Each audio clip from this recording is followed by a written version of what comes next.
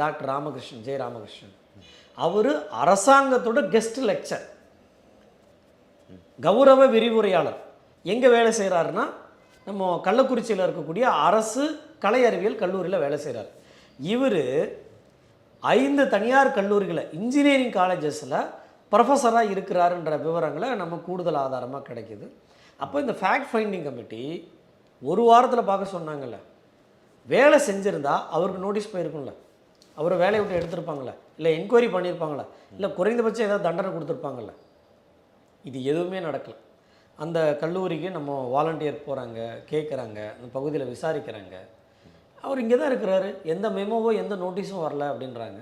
அவர் ஒரு 15-20 பேருக்கு ஹப்பா இந்த மாதிரி கெஸ்ட்டு ஃபேக்கல்ட்டியை, கெஸ்ட்டு கௌரவ விரிவுரையாளர்கள் வச்சுட்டு இது போல் போலிகளாக கணக்காங்கில ஒரு ஹப்பாவே செயல்பட்டுருக்கிறாராம்.